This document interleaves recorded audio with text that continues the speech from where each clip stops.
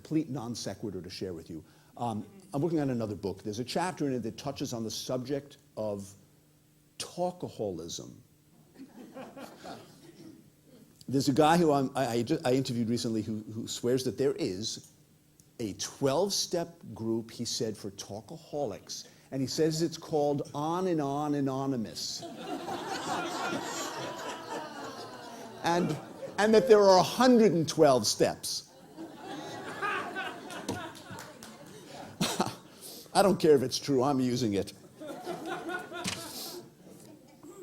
So whatever signs and signals emanate from a self-reflective practice like this, whatever information comes up out of there, this information is very useful, extremely useful, unless it can't get through. You know what I'm saying? The callings have a rough time getting through when they get nothing but busy signals. Okay? I read a story in The New Yorker a couple of years ago, and the story is called Charlie Ravioli. You should Google it. That's the name of the story, Charlie Ravioli. This is a hell of a commentary on the culture as it stands now. And this story is written by a guy who's talking about his 3-year-old daughter who has an imaginary playmate by the name of Charlie Ravioli. And there's nothing unusual about a 3-year-old having an imaginary playmate, except this one is always too busy to play with her. She calls Charlie up on her toy cell phone. I didn't even know there was such a thing. Toy cell phone, and she's always having to leave him messages. Okay? A month later, her father discovers, the author of the story, discovers that she's now leaving messages with somebody by the name of Lori. He says, "Honey, who's Lori?" She says, "It's Charlie's assistant." How pathetic is this? This is somebody he has hired to return his phone calls for him. You know? So now, perhaps I'm being overly sensitive or something, but when our 3-year-olds' imaginary playmates are too busy to play with them and start hiring agents to fend off the insistent phone calls of the children who had imagined them to begin with, it's time to move out of New York. Or rearrange your priorities or something, you know. The compulsion toward busyness is a pretty good definition of workaholism. You know, the experts just call this a process addiction instead of a substance addiction. And the beauty of this addiction, one of our very few socially sanctioned ones, the beauty of this one is it's one of the very few you can put on your resume. You know, this is something you cannot do with most addictions. You know, 1998 to the present, alcoholic. No. But you can put workaholic and people will be impressed and give you a job. I'm just saying that even if all of our works are good works, even if all of our busyness is in the service of worthy and noble causes, when the means to those ends is an addictive process, I think the end result is probably a loss of soul. You know what I'm saying? A depletion of spirit.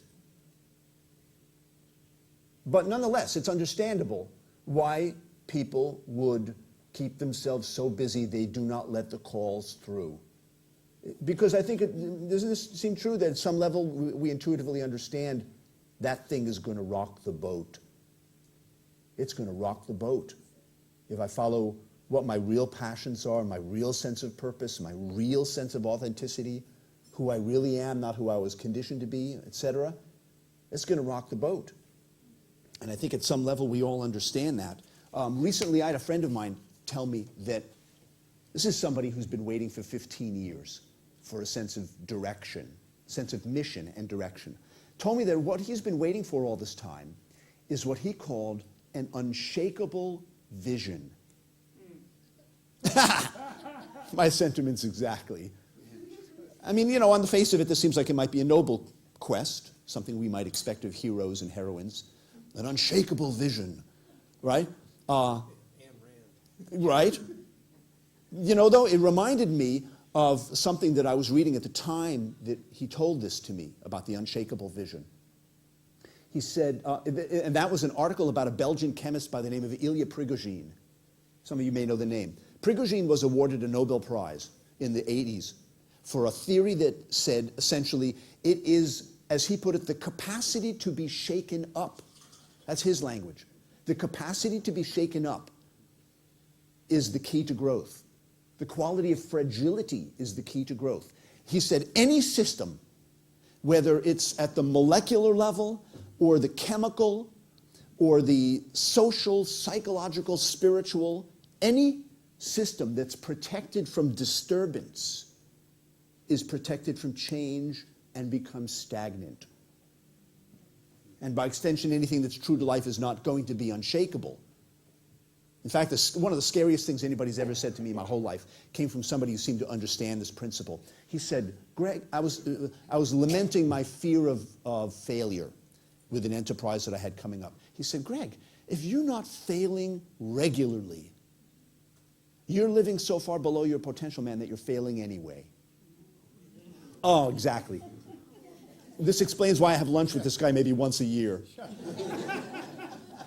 You've heard the term mentors? Well, this guy, what I would call a mentor, which actually, frankly, is a good thing. It just means somebody who's not afraid to make fun of the king or the queen, as the case may be. But, the fear of rocking the boat, the fear of the disturbance and the fragility certainly explains a lot about people's resistance to their calls. Certainly explains why one guy I interviewed said, in describing his own relationship to resistance, said, you shall know the truth and it shall make you nap. That was his description of it, And, in my opinion, most people, myself included, most people will not pursue a calling until the fear of doing so is finally exceeded by the pain of not doing so. Doesn't that sound familiar? At which point, logic would tell you, you should apply a little bit of cowboy wisdom here. When your horse dies, get off. But we don't tend to do that. We don't tend to do that. We hang on and we hang on and we hang. Red foxes, right? Remember Red Fox? It's a brilliant observation, I thought, about people's tendency to hang on to the status quo, just even when they're just over-ripening and rotting on the vine. He said, heroes are not born, they're cornered. Right? So forced into it by our own suffering. So let me share with you some of the strategies, okay, of how people go about refusing their power, their passion, their calls, all right? How many of you guys have ever been told, you think too much? Show of hands? Okay, this is most of you. You guys will recognize this one. Some people refuse their calls by studying them to death. There's always one more angle to consider. There's always one more skill to build. There's always one more expert to consult. There's always one more month or one more year till you're really ready. It's like that comment I think you made, or who was it who made? Oh, you made it about the crossroads sign. One sign says to heaven, the other says workshops on how to get to heaven, right? So studying the calling to death. So essentially hiding behind the tasks of discernment, really. Here's another one. Some people wait for the perfect moment to act. That's always way out there somewhere, comprised of just the right amount of time and money and education and health and, I don't know, kids have certainly got to be grown up and out of the house. I can't concentrate with that. And never mind that they're only 7 and 9 at the moment. And of course the stars have to be aligned just so, right? You ever get a chance to see Rosita Perez, public speaker named Rosita Perez, present? She's terrific. She says, for most people, the refrain goes like this. It's 1 for the money, 2 for the show, 3 to get ready, 3 to get ready, 3 to get ready. So waiting and waiting for the perfect moment to act. This one's compelling. Some people choose a path in their life that's parallel to the one they truly feel called toward.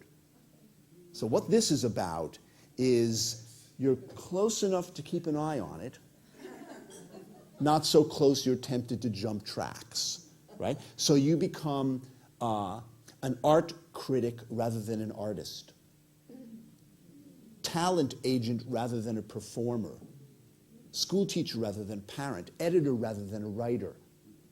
Parallel path, right?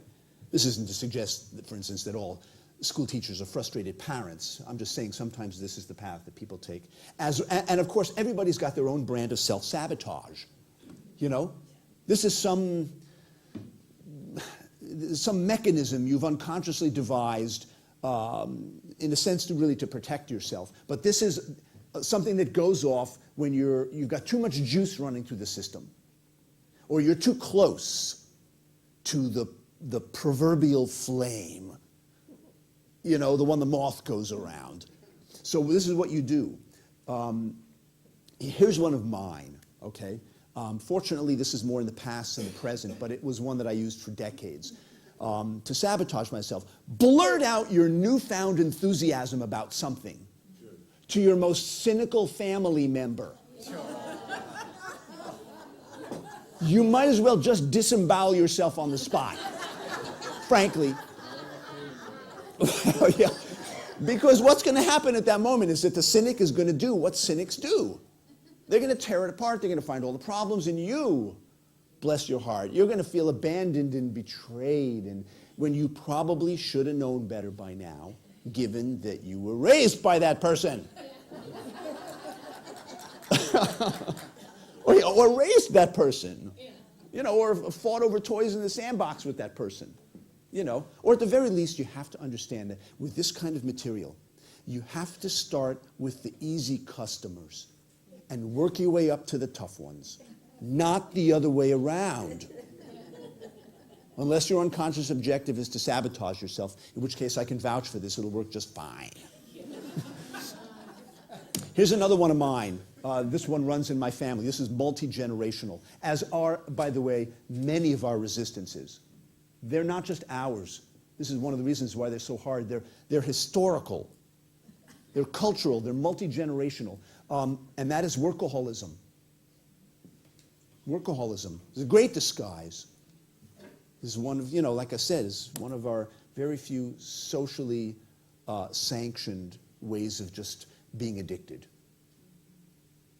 You know, keep yourself so busy and distracted, you don't even have the wherewithal to pay attention to something that's hankering for your attention, right?